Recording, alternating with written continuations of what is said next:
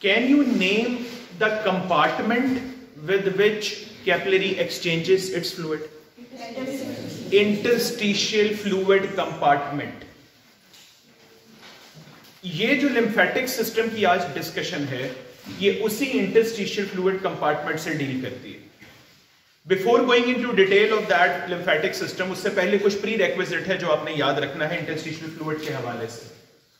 मैं इसको पूरा लिख देता हूं, मैं एब्रिविएशन लिखने लगा था. Interstitial fluid. एक तो आपने पहला फर्क ये याद रखना है, मैं अब कैपिलरी डायनामिक्स से डिफरेंस बताने लगा इंटरस्टिशियल फ्लूइड का, तब समझने में आसानी रहेगी. कैपिलरी के अंदर जो डायनामिक्स है वो हम पढ़ते हैं ब्लड, और ब्लड की कॉम्पोजिशन में पढ़ते हैं 55% प्लाज्मा, 45% ब्लड सेल्स. 55% प्लाज्मा में से 90% is water, rest is basically 7 to 9% remaining is proteins, plasma proteins, and then remaining 1 to 2% other substances. Organic is glucose, fats and inorganic anions in which cations and ions. उसको फिर waste भी आ जाते हैं आगे, कब कुछ है. मैंने बहुत रैपिडली एक क्लासिफिकेशन बताई. अगर हम इंटरस्टिशियल फ्लूइड की बात करते हैं और उसको आप वहां से कंपेयर करने वाले, तो मुझे बताओ कि कैपिलरी की किस पार्ट से, ब्लड के किस पार्ट से आप इस फ्लूइड को करेंगे, ब्लड सेल से या प्लाज्मा से? प्लाज्मा से करेंगे, क्योंकि प्लाज्मा ही वो चीज है जो इसके साथ बेसिकली एक्सचेंज हो रही है. ब्लड सेल्स तो आने ही नहीं लगे. ये बात पहले क्लियर कर लेनी. अब इंटरस्टिशियल फ्लूइड में जब फ्लूइड आता है ना, तो इसके अंदर कुछ इस तरह की चीजें पड़ी हुई हैं कि यहां पे आके फ्लूइड ट्रैप हो जाता है. फ्लूइड ट्रैपिंग होती है यहां पे आके, और वो जो सब्सटेंसेस, वो जो चीजें हैं, उनका नाम यहां पे है प्रोटियोग्लाइकेन्स, जो कि हाइलुरोनिक एसिड से बना है, प्रोटीन से बना है, डिफरेंट चीजों से. ये मैट है यहां का, जिस तरह मैट होता है ना, फ्लोर होती है, ये यहां का मैट है. लेकिन मैट के अंदर थोड़ी स्पेसेस भी हैं, तो उन स्पेसेस की वजह से होने क्या वाला है कि ये फ्लूइड इन स्पेसेस के अंदर क्या हो जाएगा, ट्रैप हो जाएगा. इस फ्लूइड ट्रैप की वजह से जो प्रोटियोग्लाइकेन मैट के दरमियान हो जाता है, यहां पे हम इसको फिर जेल का नाम देते हैं, हम फ्लूइड का नाम नहीं देते. हम यहां पे बोलते हैं इंटरस्टिशियल जेल. और आपको जेल का कॉन्सेप्ट तो पता है ना, कि जेल की कंसिस्टेंसी फ्लूइड से रिलेटिवली हार्डर होती है. हम फॉर एग्जांपल कुछ ऐसी ट्यूब्स भी हैं, कुछ पेन किलर्स हैं कि हम ऐसे लगाते हैं, वो जेल की शेप में होती है, कि हम उसको लगाते हैं कि वो जेल लगा लो तो यहां पे रब कर लो तो उससे पेन कम हो जाएगी. तो आपको पता है उसकी कंसिस्टेंसी फ्लूइड नहीं होती है. वो ऐसे नहीं होता कि आपने उसको ओपन किया और वो सारी गिर गई. आप उसको उल्टा भी कर लोगे तो वो एकदम से सीप आउट नहीं होती. तो बिल्कुल वैसी कंसिस्टेंसी इस इंटरस्टिशियल जेल की होती है. और जेल की मैंने रीजन बता दिया. आप मुझसे पूछो या वाइवे में आपसे पूछा जाए कि why the fluid is not in like a free fluid form in the interstitial space, why is it in the jail form, you will say it is because of the fluid trap, दरमियान में आ जाता है और प्रोटियोग्लाइकेन्स के साथ. हाँ, एक दफा जेल बन गई नीचे, अब जेल के ऊपर जो फ्लूइड रन करेगा वो फ्री फॉर्म में करेगा. आप समझ रहे हो ना. इसको ऐसे ले लो कि किसी की फर्स्ट टाइम फ्लूइड आया हो इंटरस्टिशियल स्पेस में, तो वो तो जेल बना देगा, लेकिन एक दफा जेल बन गई, अब और तो कहीं नहीं जाने वाली वो. हाँ, अब उसके ऊपर जो एक्सेस फ्लूइड आने वाला है वो उसके ऊपर फ्री रन करेगा. आपकी बुक में ना एक लाइन, जब जेल की आप पढ़ते हो ना, मैं ये बात क्यों बता रहा हूं, मैं बता देता हूं. आप जब जेल की लाइन पढ़ते हो ना, तो वहां पे आपको लगता है ओके, इसका मतलब है फ्लूइड मूवमेंट तो बहुत स्लो होने वाली है, क्योंकि जनरल कॉन्सेप्ट तो जेल का यही आता है. लेकिन वो अगली ही लाइन ये लिख देता है, but still the movement of fluid is quite freely in the interstitial fluid. आप कहते हैं ये क्या हो गया, जेल कैसे फ्रीली मूव कर रहा है? तो मैं आपको उसकी लॉजिक बता रहा हूं कि वो जेल तो नीचे जेल नहीं फ्रीली मूव करेगा, जेल के ऊपर अब जो फ्लूइड आएगा मैट के ऊपर, that movement will be like free fluid. तो इसीलिए इंटरस्टिशियम में हम ये अफोर्ड भी नहीं कर सकते कि फ्लूइड की मूवमेंट कम हो रही है, ये हम अफोर्ड ही नहीं कर सकते. बेटा जस्ट इमेजिन करो, कैपिलरी की डायनामिक्स इंटरस्टिशियल फ्लूइड के साथ क्यों है? आगे किसको जाना है? आगे सेल को जाना है. पॉइंट समझ रहे हो? आगे सेल को जाना है जी. ओके, तो सेल को जाने के लिए हम तो ये अफोर्ड ही नहीं कर सकते कि इंटरस्टिशियल फ्लूइड कंपार्टमेंट में स्लोली फ्लूइड जा रहा है. सोचो कि ऑक्सीजन आई हुई है 7:05 की, तो सेल ये अफोर्ड नहीं कर सकता कि वो 7:15 पे सेल को मिले. सेल ये चाहेगा कि with in very next minute वो मेरे तक पहुंच जाए. तो उसके लिए जाहिर है ये डायनामिक्स बहुत इंपॉर्टेंट है. तो ये कॉन्सेप्ट क्लियर कर लेना, वाइवे में कहीं कंफ्यूजन ना क्रिएट हो जाए कि जेल होती है तो फ्लूइड फ्री कैसे मूव करता है, उसके ऊपर मूव कर रहा होता है. अब अगला कॉन्सेप्ट आपने समझना है यहाँ पे जो बहुत इंपॉर्टेंट है. कल मैंने आपको कुछ सिस्टम्स बताए थे माइक्रो सर्कुलेशन में, जहां पे ये फेनेस्ट्रे, ये होल्स, ये क्लेफ्ट्स बहुत बड़े बड़े होते हैं. कौन कौन से थे? लिवर था, किडनी था और गट भी. तीसरे नंबर पे अगर आपने लेना हो तो gastrointestinal system, your digestive system. ये 3 सिस्टम आपने याद रखने हैं जिसमें फ्लूइड डायनामिक्स इतनी इजी है कि वहां pay anything can cross the capillary, the arterial end of capillary से निकल के बाहर आ जाता है। अब मैं आपको एक और बात समझाने लगूं यहाँ पे जो इसकी डायनामिक्स रिलेटेड समझ आएगी, गौर से सुननी। ऐसी जगहों पर वो स्पेसेस इतनी बड़ी होती हैं कि वहां से even proteins leak out.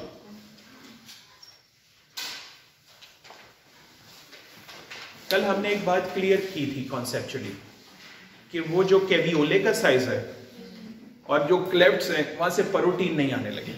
We are clear with that. आज मैं एक चीज ऐड इसमें क्या कर रहा हूं कि देयर आर सम प्लेसेस, पूरी बॉडी की मैं बात नहीं कर रहा, there are some places in which there is chance कि वहां से कौन बाहर निकल आएगा, प्रोटीन। और वो मैंने लॉजिक बता दी, वो लिवर है, किडनी भी पॉसिबल हो सकता है। अच्छा, किडनी में ये चांस नहीं, हाँ ये भी मैं क्लियर कर दूं, किडनी में ये वाला चांस नहीं है। उसकी रीजन कुछ और है, किडनी की ना कैपिलरी का नेटवर्क ही बहुत डिफरेंट है।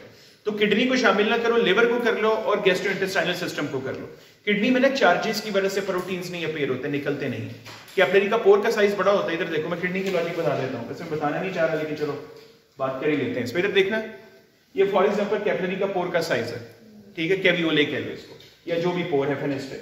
अब हो क्या रहा है कि प्रोटीन यहां से निकल सकते हैं, प्रोटीन का साइज छोटा है, लेकिन ये जो है यहां पे भी नेगेटिव चार्ज है and all the plasma protein are also negatively charged. तो यहां पे सेम चार्जेस होने की वजह से protein never leak out, protein बाहर नहीं आते। हालांकि पोर्स के साइज की वजह से आ सकते हैं, सेम चार्जेस की वजह से नहीं आ सकते। मैंने आपको इसलिए बोला ये जो किडनी की कैपिलरी है ना, इसका मैकेनिज्म बिल्कुल ही डिफरेंट है। ये नेगेटिव चार्जेस कहीं भी नहीं है और कैपिलरी के किसी भी एंडोथेलियम के अंदर, ये सिर्फ आपको किडनी में मिलते हैं। तो इसीलिए ये प्रोटीन लीक आउट वाला लॉजिक लिवर में भी आता है, ये गैस्ट्रोइंटेस्टाइनल ट्रैक में भी आ सकता है, लेकिन किडनी में फिट नहीं होने वाला। हालांकि किडनी में पोर्स का साइज बहुत है और पोर्स भी बहुत ज्यादा है। ओके, अब मुझे बताओ ये जो प्रोटीन लीक आउट हो गए, जब ये वीनस एंड ऑफ कैपिलरी पे आगे इंटरस्टिशियल यहां पे पहुंच गए, ये प्रोटीन्स आए हुए यहां पे, आपको पता है जब ये वीनस एंड पे पहुंचते हैं ना तो ये वापस अंदर नहीं जा पाते, क्योंकि उसी जगहों पे लिवर पे भी और गैस्ट्रोइंटेस्टाइनल ट्रैक पे भी जो वीनस एंड ऑफ कैपिलरी है वहां पे ये पोर्स इतने बड़े नहीं। आर्टीरियल एंड पे बहुत बड़े बड़े हैं क्योंकि वहां पे फ्लूइड जाना है अंदर, वीनस एंड पे इतने बड़े नहीं। वीनस एंड पे सिर्फ वेस्ट ही वापस आता है तो वहां इतने बड़े नहीं। तो क्या चांसेस हैं ये प्रोटीन कहां ट्रैप होते जा रहे हैं? इंटरस्टिशियल फ्लूइड के अंदर। Is it a good news for the human body और bad news? It's a very bad news. हम नहीं अफोर्ड कर सकते अपने प्लाज्मा प्रोटीन में कम होना, बिल्कुल अफोर्ड नहीं कर सकते। ये प्रोटीन्स जो कि निकल आए हैं बाय मिस्टेक कह लो या पोर्स के साइज बड़े होने से कह लो, जैसे भी अगर ये निकल के आ गए इंटरस्टिशियल फ्लूइड में, इनको वापस पहुंचाने के लिए एक सिस्टम काम कर रहा है इंटरस्टिशियल फ्लूइड के अंदर। उसका नाम क्या है? Lymphatic system. 2 functions lymphatic system के आपने हमेशा याद रखने हैं। जब भी इसका नाम सुनो ना, ये रिंग होनी चाहिए माइंड के अंदर। आपको पता है ना, आपके जहन में कोई भी अगर मैं एक चीज बोलूं तो जो सबसे पहले इमेज बनता है ना आपके जहन में, उसका कॉन्सेप्ट होता है। अगर मैं आपको बोलूं okay just imagine a garden, अब आप लोगों के जहन में जो जो गार्डन का कॉन्सेप्ट है, उसमें ट्रीज हैं, उसमें ग्रास है, फ्लावर्स हैं, माइट भी ग्राउंड्स हैं। शायद किसी के जहन में अच्छा गार्डन का मतलब है कि वहां पे ट्रैक होना चाहिए, वॉकिंग, आई डोंट नो, लेकिन वो जो बेसिक कॉन्सेप्ट है ना वो फौरन आपके ब्रेन में अपेयर होगा। मैं आपको क्लास लेक्चर में जब भी बोलता हूं ना ये बात कि ये बेल रिंग करनी चाहिए, तो मेरा प्री रिक्विजिट ये होता है कि ये वर्ड सुनते ही ना मोस्टली एग्जामिनर के जहन में ये चीज होती है कि अगर मैं इससे लिम्फेटिक सिस्टम पूछने जा रहा हूं या पूछने जा रही हूं तो ये बातें तो इसको पता ही होनी चाहिए। हाँ, बाकी कोई क्वेश्चन है तो मैं और भी पूछ लूंगा इससे।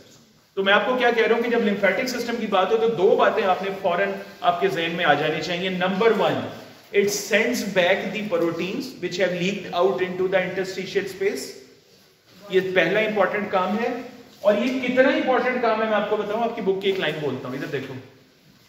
If God forbid the lymphatic system is not working properly, the protein may remain trapped into the interstitial fluid. It will lead to human death within 24 hours.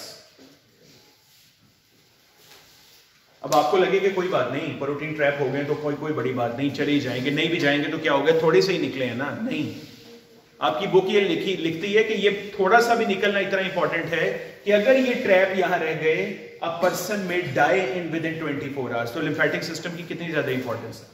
What can be the second most important function of lymphatic system? Absolutely, to clean the plasma. ये line याद रख लो. It cleans the plasma. क्योंकि interstitial fluid सारा plasma से ही बन रहा है, तो प्लाज्मा में जितने ऐसी चीजें जो बैक्टीरिया, वायरसेस, टॉक्सिन्स आ रहे हैं, उनको क्लीन करने का काम भी किसके पास है? Lymphatic system. तो अब मुझे जल्दी से हम रिवीजन कर लेते हैं.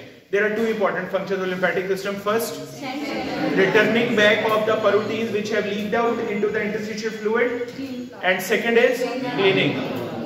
अभी हमने एक लाइन बोली, returning back of proteins. तो इसका मतलब है सबसे इंपॉर्टेंट बात तो अभी हमने करनी है. अगर मैं आपसे पूछूं, लिम्फेटिक सिस्टम स्टार्ट कहां से होता है और एंड कहां पे होता है? चलो ये क्वेश्चन मैं एक और तरीके से करता हूं, सुनना है गौर से. आर्टीरियल सिस्टम स्टार्ट कहां से होता है, एंड कहां से होता है? एंड कहां पे होता है? Start from the left ventricle and ends at the capillaries और आर्टीरियोल. चलो अगर आपने उसको शामिल नहीं करना आर्टीरियल. अच्छा, वैसे जनरली स्पीकिंग कोई भी ब्लड वेसल शुरू कहां से होती है? अगर आर्टरी, वेन्स, कैपिलरी से निकल आओ, हार्ट से शुरू होती है और हार्ट पे ही खत्म होती है. ये लिम्फेटिक सिस्टम का कुछ डिफरेंस है, ये आपने जरा गौर से देखो. लिम्फेटिक सिस्टम का जो स्टार्ट है ना, मैं एक वर्ड लिख रहा हूं, they have a blind start.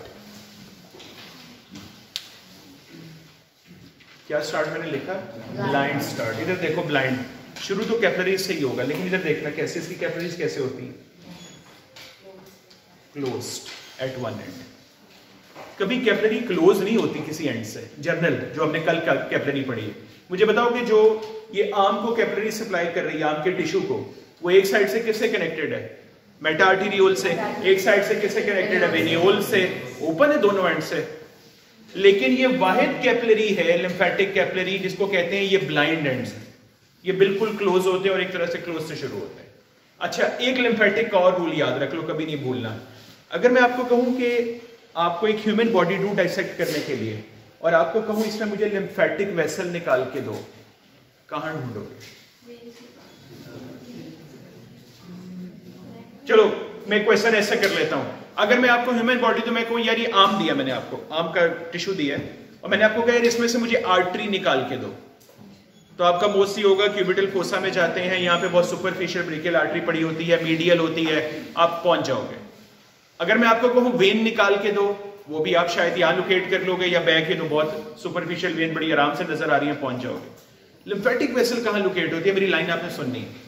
A lymphatic vessel is always accompanied by the veins. Wherever there is vein, venous system, vein के साथ हमेशा कौन पड़ी होती है? lymphatic vessel. ये आपने लाइन नहीं भूली और आपको एक चीज बहुत जगह पे फायदा देगी. इसका मतलब है अगर आप वेन को लोकेट कर सकते हैं ना, तो बिल्कुल उसके साथ आप किसको लोकेट कर सकते हैं? You can automatically locate lymphatic vessel as well. Now please answer one more question. The flow of blood in veins is towards gravity, anti-gravity? Generally. Brain की veins की बात नहीं कर रहे. Chest and abdomen and the veins of the rest of the body, the blood flows anti-gravity. So the lymph flows anti-gravity. Because the lymph is accompanied by the vein, so definitely lymph is also flowing anti-gravity. इसके कुछ rules ऐसे ही समझ लो. मुझे बताओ, veins में valves होते हैं कि नहीं? lymph vessels also contain valves. क्योंकि lymph को भी वही प्रॉब्लम आने वाली है जो वेन के अंदर ब्लड को आने वाली है कि बैक फ्लो ना हो जाए. ऊपर आ रहा है लेकिन एकदम ग्रेविटी की पुल की वजह से नीचे ना चला जाए, तो वॉल्व्स यही तो कर रहे हैं, बैकवर्ड फ्लो को प्रिवेंट कर रहे हैं. तो लिम्फेटिक वेसल के अंदर भी वॉल्व होते हैं जो इसके बैकवर्ड फ्लो को प्रिवेंट करते हैं. अब यहां पे डिफरेंस आ रहा है, यहां पे जरा गौर से बात सुनिए. वेन्स और लिम्फेटिक वेसल में एक इंपॉर्टेंट डिफरेंस. इधर देखो, मैं बनाने लगा हूं वेन के वॉल्स समझाने के लिए. ये वेन है, इसके अंदर अगर मैं वॉल बनाऊंगा तो प्रॉपर ये वॉल लाइक स्ट्रक्चर है, जस्ट लाइक दिस. एक स्ट्रक्चर है, वॉल्स बने हुए प्रॉपर वेन के अंदर. अब यही मैं कंपैरिजन करने लगा हूं. चलो ब्लू में बना लेते, चलो ब्लैक में बना लेते हैं कंपेयर करने के लिए. लिम्फेटिक वेसल के वॉल्स कैसे होते हैं ये गौर से देखना है. फॉर एग्जाम्पल ये लिम्फेटिक कैपिलरी है, तो आपको पता है कि एक इसकी बेसमेंट मेम्ब्रेन होगी, नीचे क्या होंगे? Endothelial cell. इसके एंडोथेलियल सेल आम कैपिलरी से या वेन से डिफरेंट ऐसे होते हैं. इधर देखो,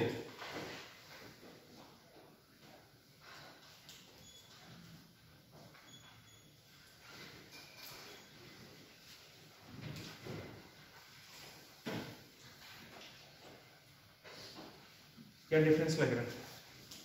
जब मैंने कल कैपिलरी के एंडोथेलियल सेल बनाए थे तो मैंने कल सिर्फ क्या किया था, ऐसे बेसमेंट मेम्ब्रेन बना के बिल्कुल सीधे सीधे जस्ट लाइक दिस। आज क्या चेंज किए कि ठीक है स्टार्ट तो सही हो रहा है, लेकिन जो एंड है एंडोथेलियल सेल के वो बेंड होके सेंटर की तरफ आ रहे हैं।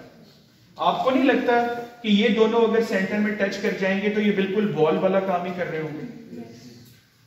तो अब मैं एक लाइन बोलता हूं, the walls in the lymphatic vessel are not true walls. They are formed by the ends of the endothelial cells. एक बुक लिखती है, और आपकी गाइडन में तो वर्ड नहीं लिखा हुआ, एक बुक और लिखती है कि ये फॉल्स वॉल्स हैं, मतलब कि एक्चुअली काम वॉल्स का कर रहे हैं लेकिन स्ट्रक्चरली ये वॉल्स हैं नहीं। तो ये मैंने आपको डिफरेंस बताया, बाकी चीजें वेन से सिमिलर है कि इसमें एंटी ग्रेविटी है, वेन्स के साथ साथ चल रहे हैं, वो बाकी सब कुछ है, लेकिन एक सबसे बड़ा फर्क क्या आ गया, इसमें वॉल्स तो हैं लेकिन वो ट्रू वॉल्स नहीं। दूसरा वेन से फर्क बताओ, वेन शुरू कहां से होती है? वेन्यूल। वेन्यूल शुरू कहां से होता है? कैपिलरी से। लिम्फेटिक वेसल कहां से शुरू होती है? ब्लाइंड कैपिलरी से। ये एक दूसरा फर्क आ गया वेन से। अगर मैं आपसे पूछूं कि वेन से एंटी ग्रेविटी ब्लड किस एक्शन के जरिए आता है?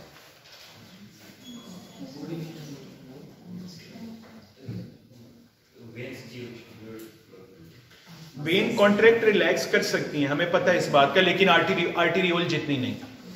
तो उनकी कॉन्ट्रैक्शन रिलैक्शन तो ठीक, आपको सर कॉन्ट्रैक्ट करती हैं तो आ जाएगा, रिलैक्स करेंगी तो नीचे इकट्ठा हो जाएगा। आपको पता है वेन्स की एक और मैकेनिज्म, ये जो अल्लाह ताला ने इनकी लोकेशन बड़ी अच्छी सेट की हुई है। Most of the veins of the lower limb they are trapped in muscles, in skeletal muscles. Trap का कोई इतना अच्छा वर्ड तो नहीं है, लेकिन आप ये कह लो कि they are surrounded by skeletal muscle. Trap का तो लगता है ना फंस गई है वहां पे। They are surrounded by the skeletal muscle, the veins of the lower limbs. अब मुझे बताओ कि जब आप वॉक करते हो, लोअर लिम्ब को यूज करोगे, ज्यादा हिलो जुलोगे, स्केलेटल मसल कॉन्ट्रैक्ट करेंगे, तो उनके कॉन्ट्रैक्ट करने से what will happen to veins, वो भी कॉन्ट्रैक्ट, एक्सटर्नल प्रेशर से automatically flow of blood will become very good. एक बड़ा पुराना मुझे शेर याद आ गया, इस पे वो पढ़ते होते थे बुक्स में, वो भूले हुए हैं ये बरकत खुदा की, ये हरकत में होती है बरकत खुदा। तो वो ये वाला कॉन्सेप्ट है कि the more you move there is a very good venous return towards heart and automatically your circulation system will improve. And just imagine you are just sitting most of the time, sedentary lifestyle है जो कि हमारा mostly unfortunately medical students का भी और doctors का भी, हमारा मोस्टली लाइफस्टाइल सेडेंटरी होता है। क्लिनिक पे हैं तो बैठे हुए हैं, और उसके बाद घर भी गए तो बैठ गए हैं, वर्कशॉप का कोई प्लान नहीं होता, तो बहुत ज्यादा हम लोग की अपनी हेल्थ भी बहुत ज्यादा इस मामले में होती है कि हम खुद भी इसका ख्याल नहीं रखते। लेकिन उसमें ये कॉन्सेप्ट देखो। अब मुझे बताओ कि अगर वेन्स कॉन्ट्रैक्ट कर रही है स्केलेटल मसल से, तो वेन के साथ कौन है? Lymphatic vessel. तो उस स्केलेटल मसल कॉन्ट्रैक्शन से लिम्फेटिक वेसल भी कॉन्ट्रैक्ट करेंगी। हाँ, मैं यहां पे आपको एमसीक्यू के लिए एक चीज बता दूं, अगर फ्लो ऑफ लिम्फ पूछा जाए कि ये कैसे होता है वेसल्स के अंदर, तो आपने दो बातें जरूर बतानी है इससे रिलेटेड, टू इंपॉर्टेंट। एक आपने बताना है the intrinsic contraction of lymphatic vessel, और दूसरी आपने रीजन ये देनी है जो मैंने अभी दी है, द स्केलेटल मसल कॉन्ट्रैक्शन।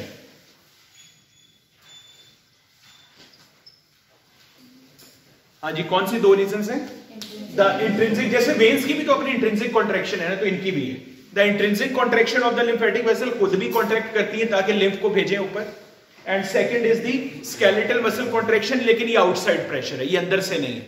अंदर से खुद काम करती है और बाहर से स्केलेटल मसल जब प्रेशर डालते हैं कॉन्ट्रैक्शन के दौरान तो लिम्फ ऊपर की तरफ जाता है। एक और हैरानकुन बात है जो डिफरेंट है वेन्स और इसके अंदर, इधर देखना है, ब्लू में ड्रॉ करता हूं। ये जो लिम्फेटिक, ये जो एंडोथेलियल सेल होते हैं ना पीछे से, ये हैंग हुए होते हैं, और जो भी सराउंडिंग टिश्यू होगा ना, जो भी सेल टिश्यू होगा, इस टिश्यू की सेल मेम्ब्रेन के साथ ऐसे लगे होते हैं। ये एक स्पेशल स्ट्रक्चर होते हैं जिन्होंने एंडोथेलियल सेल को पकड़ा होता है लिम्फेटिक की। ये गौर से देखना है, ये बहुत हैरानकुन चीज है। आपको ऐसे नहीं लग रहा जैसे बाहर से किसी ने स्ट्रिंग से पकड़ रखा है इनको? These filaments are called as anchoring filaments, a special property of lymphatic vessel only. ऐसा ना आर्टरी में होता है, ना वेन में होता है, ना ऑर्डिनरी कैपिलरी में होता है, ये सिर्फ लिम्फेटिक वेसल के साथ है। तो इसका फायदा क्या नजर आ रहा है आपको अगर सराउंडिंग टिश्यू ने एंडोथेलियल सेल को पकड़ा हुआ है? ये भी मूवमेंट में हेल्प करेंगे। मेरी बात सुनो, व्हाट अबाउट कि टिश्यू इसको खींच ले, वॉल्व ओपन हो जाएंगे। What about tissue anchoring filament को रिलैक्स कर दे, वॉल्व क्लोज हो जाएगी। इसका मतलब है सराउंडिंग टिश्यू की मूवमेंट भी अगर है, कुछ कॉन्ट्रैक्शन रिलैक्सेशन है, वो भी लिम्फेटिक वेसल में फ्लूइड को सपोर्ट करेगी। अच्छा, बाय द वे एक बात याद रखना कि अगर आप मुझसे पूछो ना कि सर लिम्फेटिक क्या पूरी बॉडी में लिम्फ होता है हर जगह पे, तो हाँ, ऑलमोस्ट पूरी बॉडी में लिम्फ होता है। एक दो जगह ऐसी हैं जहां पे लिम्फेटिक हैं लेकिन बहुत कम है। एक तो बोन, आपने रखा है बोन में लिम्फेटिक्स, ये नहीं मैं कह सकता कि एब्सेंट है, लेकिन बहुत कम lymphatics. And second is the periosteal layer covering the bones, that is also lacking majority of the lymphatic system. बाकी बोन्स और पेरिओस्टियम के अलावा रेस्ट ऑफ द बॉडी में almost everywhere there is abundant lymphatic vessel. अच्छा, अब जरा root मुझे revise करवा दो, आपको पहले से आता है इसलिए मैं बोर्ड पे नहीं लिखने वाला। Lymphatic capillaries joint to form what? Name the vessels. हैं? मैं समझ रहा था आपको आता है। Yes, lymphatic capillaries join to form the afferent vessels. Afferent lymphatic capillaries. Afferent किसको कहते हैं? Going towards something. ये afferent किसकी तरफ जा रहे हैं? Lymph nodes.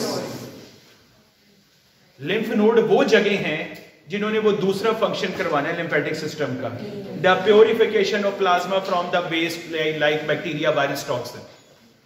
Afferent vessel enter into the lymph nodes. Many afferent vessel enter into the lymph node, and only few efferent vessel come out of the lymph nodes. इसकी कोई ratio नहीं मैंने कहीं पढ़ी कभी, लेकिन मेरा अपना अंदाजा है कि अगर 5 to 7 अगर afferent vessel enter हो रही है ना lymph node के अंदर, तो 1 to 2 efferent निकलती है। efferent का नंबर हमेशा कम होता है afferent के कंपैरिजन। अच्छा, efferent vessel end into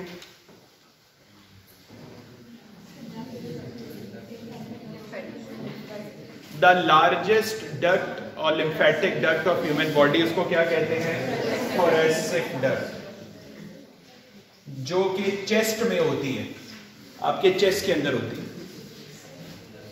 और ये मैं आपको बता दूं, इधर इधर देखें, ये thoracic duct की लोकेशन बता रहा हूं, अपनी बॉडी पे बता रहा हूं। ये चेस्ट में जरा लेफ्ट साइड पे होती है, ये बिल्कुल सेंटर, इंफीरियर वेना केवा के साथ होगी। इंफीरियर वेना केवा सबसे बड़ी वेन है, तो ये सबसे बड़ी उसके साथ लिम्फेटिक वेसल होनी बनती है, क्योंकि छोटे वाले छोटी वेन्स के साथ थी। तो ये lymphatic duct, thoracic duct ascend करती है, और असेंड करके इट एम्प्टीज फाइनली इनटू, तो वेन के साथ ही है, तो वेन भी होती है लेफ्ट सबक्लेवियन वेन। वैसे आइडियली तो ये लेफ्ट सबक्लेवियन वेन और इसके साथ दूसरी वेन का जो जंक्शन बन रहा है वहां पे एम्प्टी होती है, लेकिन लेफ्ट सबक्लेवियन वेन हम कह देते हैं। मुझे बताओ, ये लेफ्ट का तो समझ आ गया, what about the lymphatic coming from the right arm, right leg, right side, उसका क्या है? यस, उसके लिए होती है राइट थोरेसिक डक्ट, जो राइट साइड का आ रहा हो, right thoracic duct, that empties into the right subclavian vein.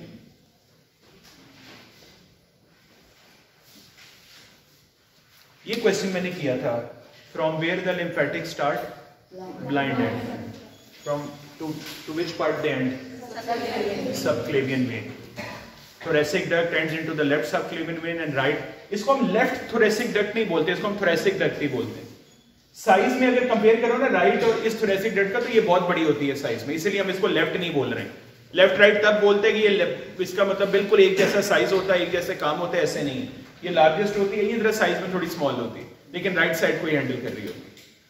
तो जितने प्रोटीन लिए क्या वो सारे वापस ब्लड को मिल गए? बताओ। अगर मैं आपसे क्वेश्चन करूं, लिम्फेटिक वेसल में फैट होता है या नहीं? यस और no? Okay, raise your hand who say there is no fat in the lymphatic vessel. Those who say yes there is a fat in lymphatic vessel. क्यों, कहां से आया फैट इन लिम्फेटिक वेसल? यार मेरा मैं भेगा हूं, मैं बात उससे कर रहा हूं और सारी बोलना शुरू हो गए।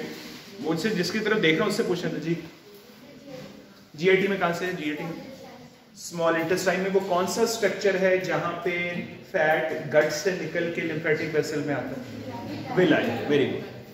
Yes, there is always fat, 1 to 2% fat in the lymphatic vessel, and that fat comes from the small intestine which is duodenum basically, जो मेजर duodenum और ileum, और वहां पे विलाई का स्ट्रक्चर है जो सरफेस एरिया बढ़ा रहा होता है, और विलाई का जो अंदर स्ट्रक्चर है उसमें ब्लड वेसल भी होती है और लिम्फेटिक वेसल भी होती है, वो भी ब्लाइंड एंड है, ये भी मैं आपको बता दूं, लिम्फेटिक का वहां पे भी ब्लाइंड एंड है।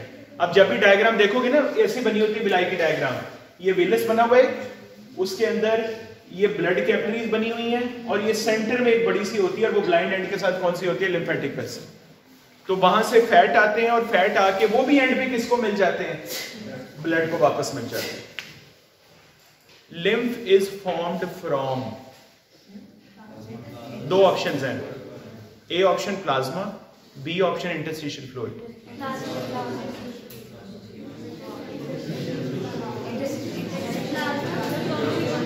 सारा लिम्फेटिक सिस्टम पढ़ लिया, बस एक एमसीक्यू गलत हो गया, बाकी तो ठीक है सारा कुछ।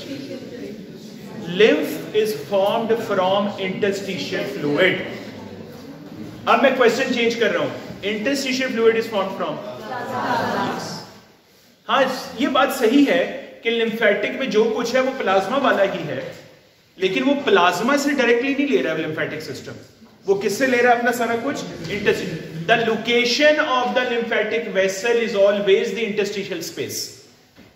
ब्लड वेसल के अंदर नहीं घुसी हुई लिम्फेटिक वेसल, इसलिए प्लाज्मा डायरेक्टली नहीं आ रहा। तो जब भी आपको चूज करना पड़े ना कि प्लाज्मा और इंटरस्टिशियल फ्लूइड में से लिम्फ किससे बन रहा है, you will always prefer interstitial fluid. हाँ, इंटरस्टिशियल फ्लूइड किससे बन रहा है उसके लिए तो एक ही चॉइस है, वो क्या बचती है पीछे, प्लाज्मा बचता है। क्या ये मैं सर्कल बना सकता हूं ऐसे, अगर मैं आपको कहूं तो ये 3 सर्कल, यहां पे plasma, interstitial fluid and lymphatic fluid, ये सही है। जो लिम्फेटिक फ्लूइड है वो वापस किस में एम्प्टी हो रहा है, प्लाज्मा। एरोस देखो मैंने एरोस बना दी। So this is how this circulation is complete. आपको पता है पूरी बॉडी में लिम्फेटिक्स में कितना फ्लूइड होता है, पूरी बॉडी में 2 to 3 लीटर, ये अमाउंट है लिम्फेटिक फ्लूइड की।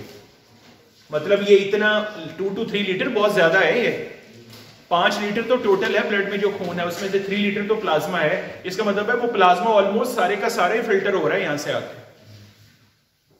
अब बात समझ रहे हो कि ये कितना अच्छा। इसका वो भी एक और एमसीक्यू याद आ गया, वैसे तो मेरे लिए तो इतना इंपॉर्टेंट एमसीक्यू नहीं है, लेकिन कुछ दे देते हैं उसके अंदर। 3 लीटर पर डे क्या होगा ये,